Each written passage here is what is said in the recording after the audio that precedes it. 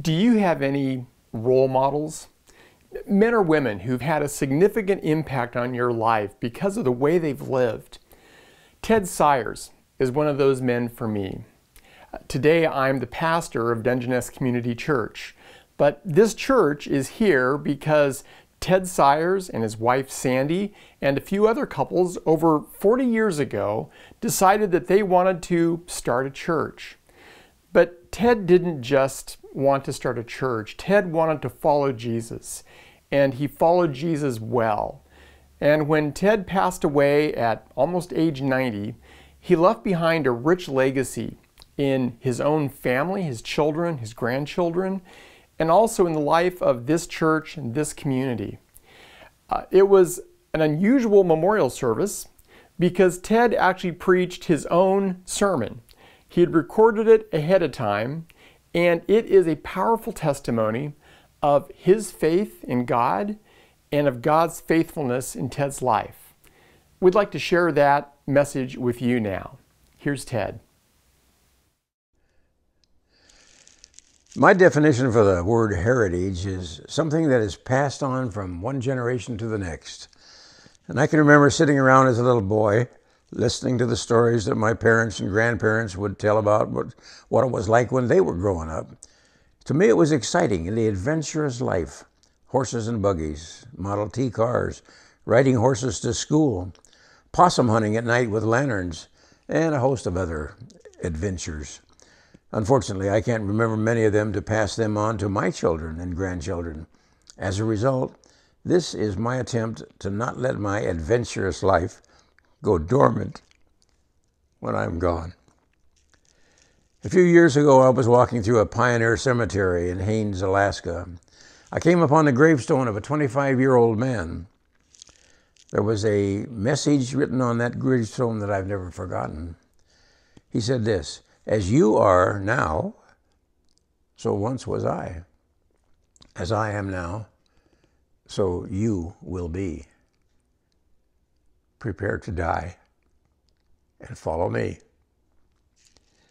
It's not a case of if you die, it's just when and how. Life is like a chain that's linked together by circumstances that bring to our life choices that are often made on the run and that have consequences attached to them. When we make the choice, we buy the consequences. My life has been forged on the anvil of choice and consequence, and I'm what I am because I have them. The one thing I know for sure is that life is all about God, not me. And in the final analysis, entering into a vital relationship with Him is the greatest event that I have ever experienced.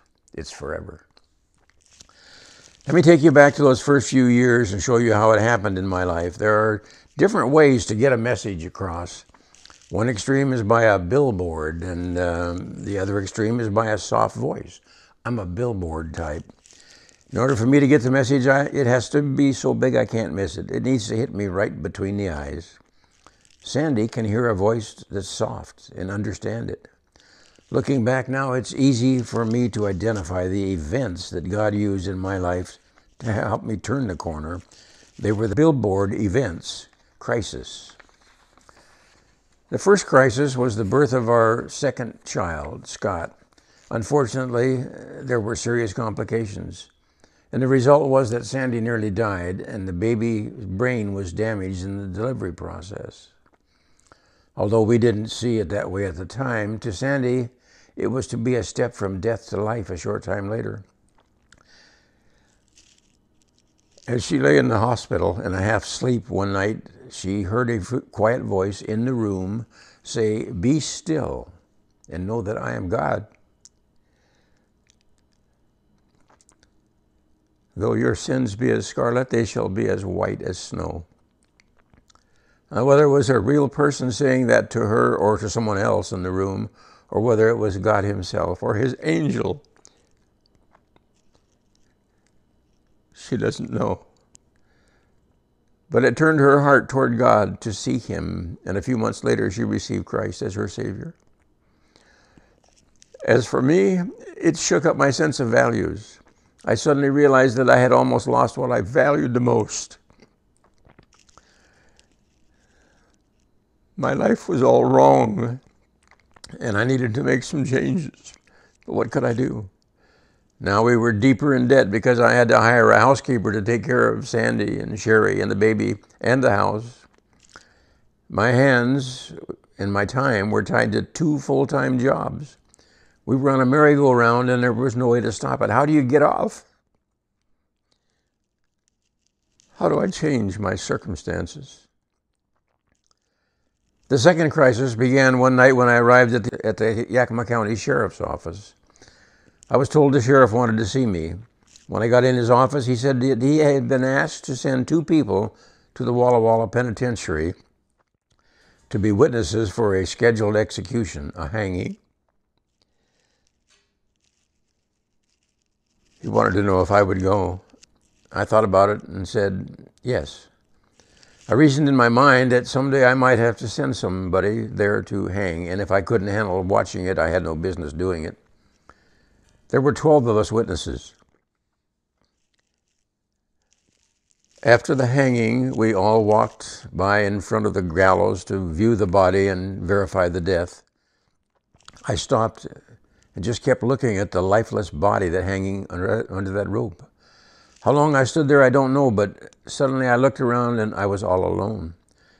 The other witnesses were over at the door, standing there, watching me watch him and waiting for me to come. As I went back to Yakima that night, I remember feeling a cold chill settle over me as my mind went over that scene time and time again, and I got scared. What scared me was not the hanging, but the strange look I saw on the faces of the other witnesses as they watched me watch him. What scared me is that for maybe the first time I saw myself as I really was. A person so hardened and cold that watching a man die had almost become entertainment. I couldn't even remember the last time I'd shed a tear. I didn't know how to cry. Something was desperately wrong in my life, and I knew that the change I needed had to do with the inside circumstances, not the outside ones. The third crisis is described briefly in this article from a National Peace Officers Association magazine and a short time after it happened. The title of the article is "Precaution Saves Life." A recent precautionary measure by Deputy Sheriff Ted Sires of Yakima County, Washington, undoubtedly saved his life. An apparently deranged man grabbed Sires' revolver, stuck it in the officer's side, and pulled the trigger. The gun clicked, and that was all. Suspecting he might have to subdue a man reportedly having a violent nervous breakdown, Sires unloaded the gun before entering the home. The man did resist being taken into custody, and a struggle followed. The 2 men tumbled down a flight of stairs, Sires having the wind knocked out of him. At that point, the assailant unholstered the weapon, but the deputy managed to get up and overpower him. That's the secular version. Let me tell you what really happened. I arrived at a farm about 10 miles out in the country in the early hours of the morning in response to what I thought was a routine family disturbance call. When I arrived, I was met by a woman who came out from hiding. She said she was afraid her husband would kill her or their children. The children were still in the house. I asked her if there were any weapons in the house. She said there were rifles, but she'd hidden all the ammunition that she could find. She also said she'd hidden the kitchen butcher knives. As I stood outside talking to her, I had a very strong sense of something urging me to take the shells out of my gun before I went in that home after him. And I did that as we stood there talking together. What I did that morning went against everything I had been trained to do. In the heat of the events that followed, there wasn't time to think. You just react to things as they come. But afterwards, at home, when I could finally sit down and think about what had happened, I began to cry.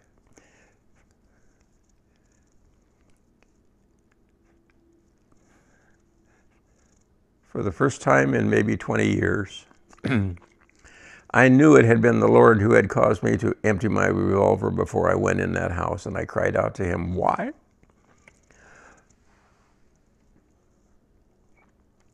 Why would you do this for someone like me?"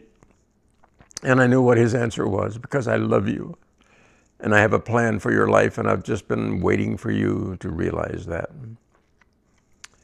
Well, God had my attention, finally. At that moment, I realized he had saved me twice. Once when he died in my place on the cross for my sin, and now again, when he had reached down from heaven a second time to save my earthly life. And at that moment, I gave my life to him again. He'd bought me twice, and I no longer had any right to my life. I asked him to change me from the inside and to make me the kind of person he wanted me to be, and that's all he'd been waiting for. He began to do it. What had been a sterile and stagnant relationship with him for more than 15 years suddenly came alive as he began to move in my life. He is the key ingredient that makes that happen.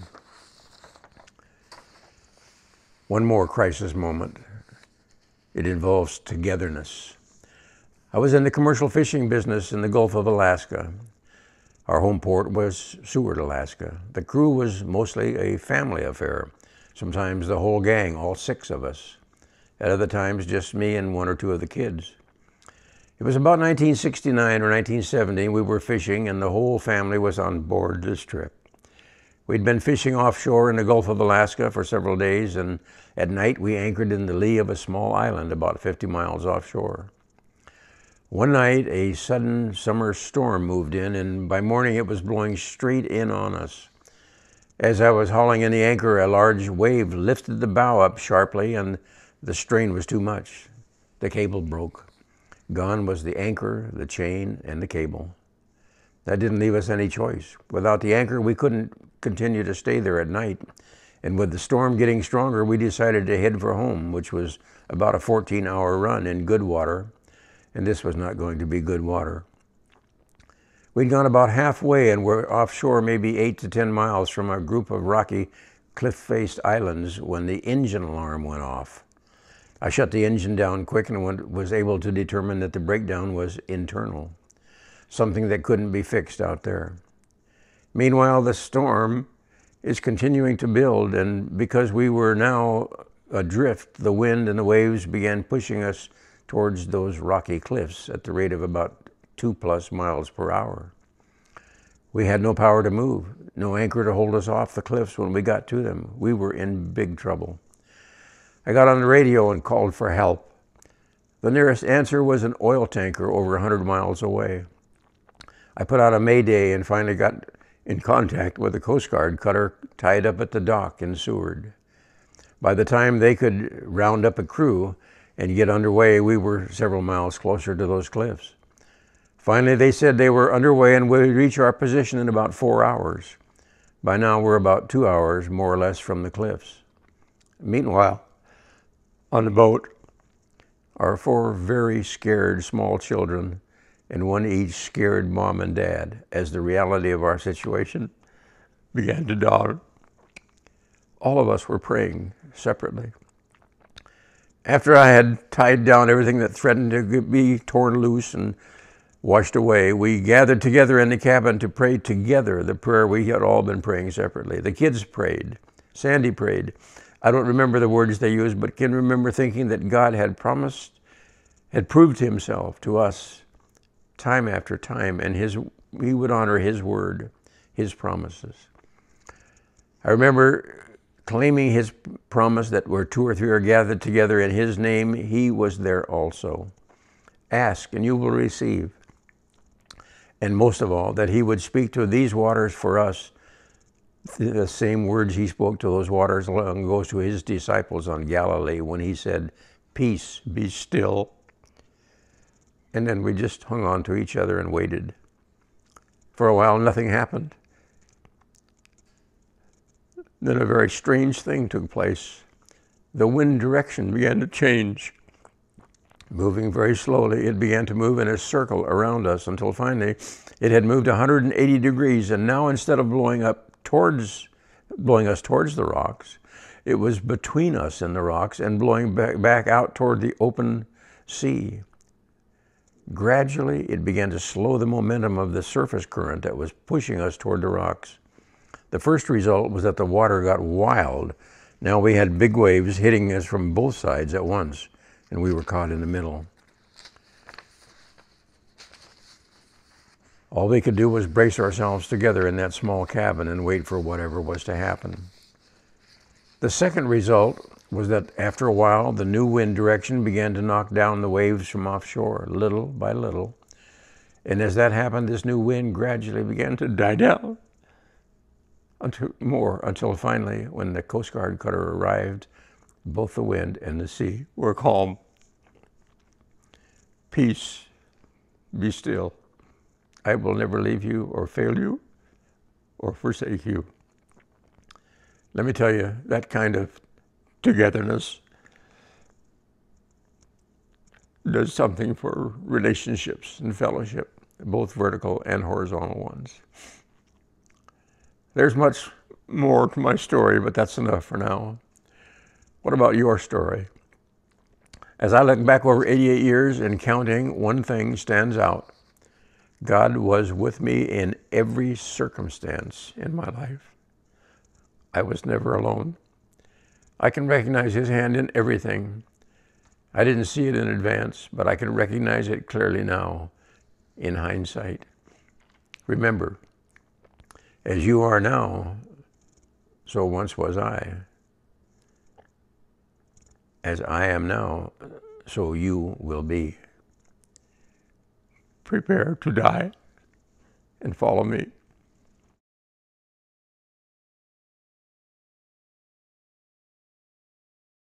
Well, I hope that you enjoyed hearing what Ted had to share.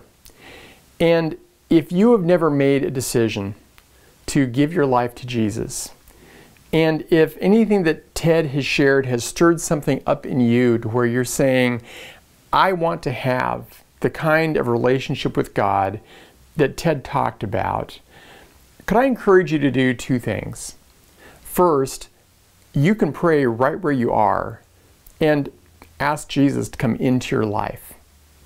And then I'd love for you to get hold of us. Contact this church.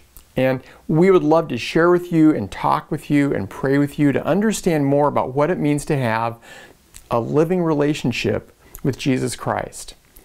That would be one of the great legacies that Ted's life would have, is if your life would get connected with Jesus.